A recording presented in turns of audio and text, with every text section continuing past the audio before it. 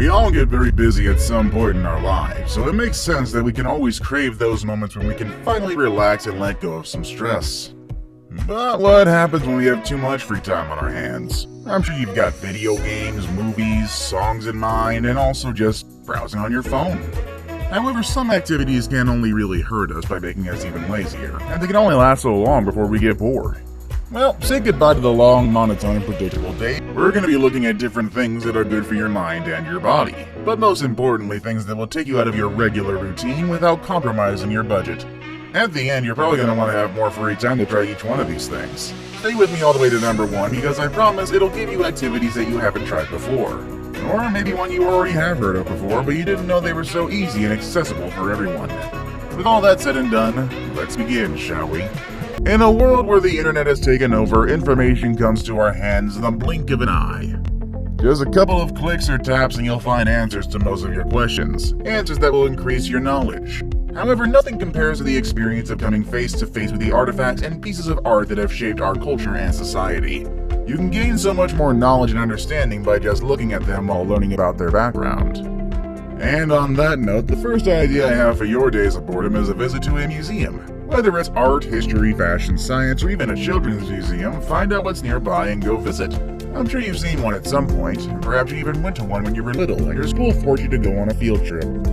However, nothing compares to going on your own at your own pace, learning something new with every step. So go check out a museum the next time you're bored. Alright, I get it. The kitchen is not for everyone, and not everyone will be comfortable to make dinner for the next social gathering unless it involved a bunch of ramen noodles. Or, frozen pizza. But that doesn't mean you can't give it a try when you're bored. In fact, that's the best time to try new things. What better place to be than the kitchen? Whether you're a top chef, an amateur cook, or just someone who likes food, you should totally walk into the kitchen and try a new recipe. Again, perfect time is when you're bored. Get some ingredients and start with something easy if you're new to the kitchen, or take a bigger risk if you're an experienced chef.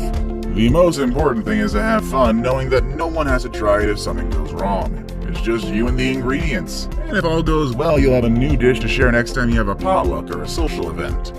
Okay, yeah, I kind of figure this is actually a pretty easy step right here, but I understand that reading is not everyone's cup of tea. That's why we're here watching videos, am I right? We're more likely to watch videos or movies rather than sit and read, or even listen to an audiobook instead of actually reading it. However, actually reading can be fun, and it is a great thing to do when you're bored. You don't want your eyes to get tired by looking at a screen all day long. You can start by doing 5 to 10 minutes of readings per day, pick a book within your favorite genre, or even a magazine. Challenge yourself to read at least one full article or a full chapter every time you set aside for reading.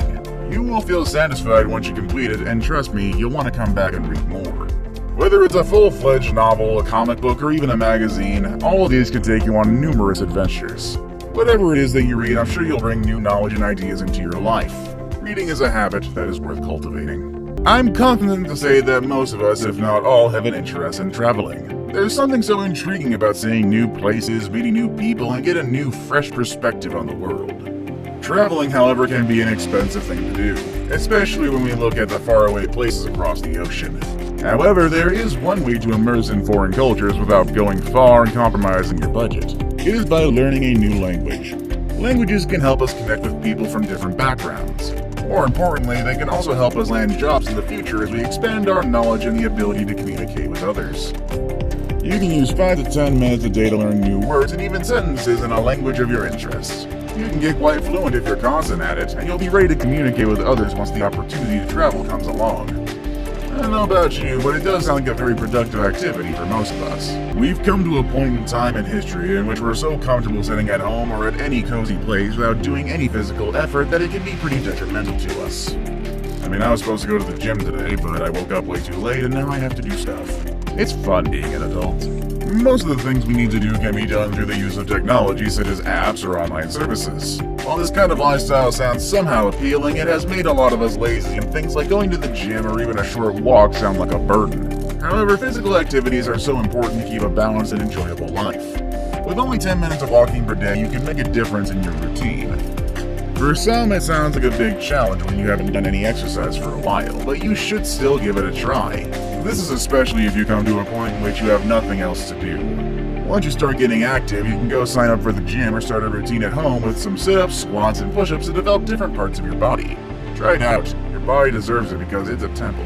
Some people out there always have a hard time choosing an outfit, even when their closets are full. Some are even ready to buy new clothes but don't really have the space for them.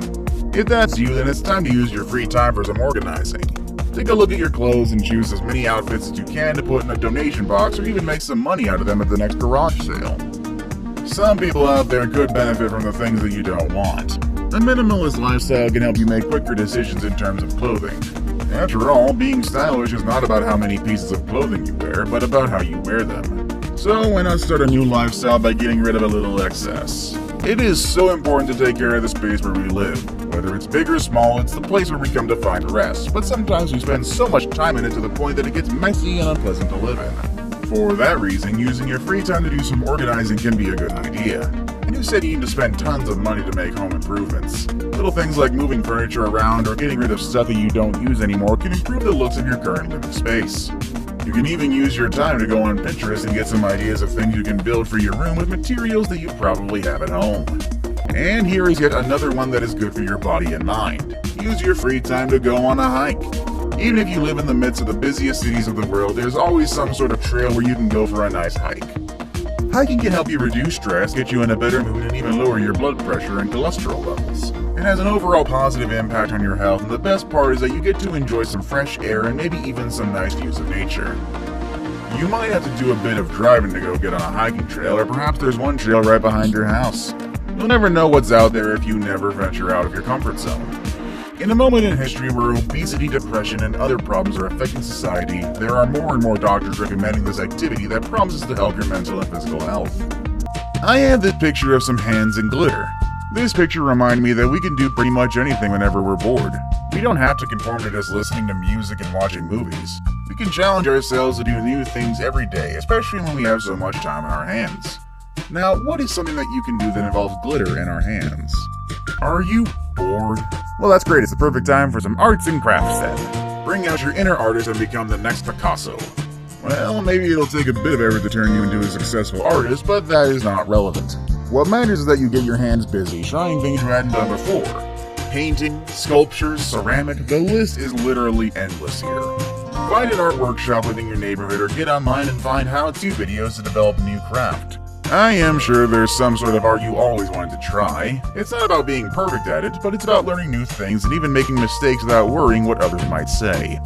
It's your free time. Make the best out of it and enjoy it. Even if you're an artist, look into other crafts that you haven't explored yet and have some fun. What better way to use your free time than by being productive? We already looked at some practical things that can help you professionally, such as learning new languages and reading. But the best thing you can do is go out there and find a part-time or freelance job. You can use some of the skills you've learned to land some entry-level gigs, or you can take on some jobs that always need people. Tell me, do you speak a foreign language? Look into translating gigs or even sign up to create subtitles for videos and visual materials that's been made in a foreign language. Are you a teacher? Use some of your free hours to make extra cash by teaching English in other parts of the world. The possibilities are endless. There are also countless platforms online in which you can work on small projects in exchange for some money.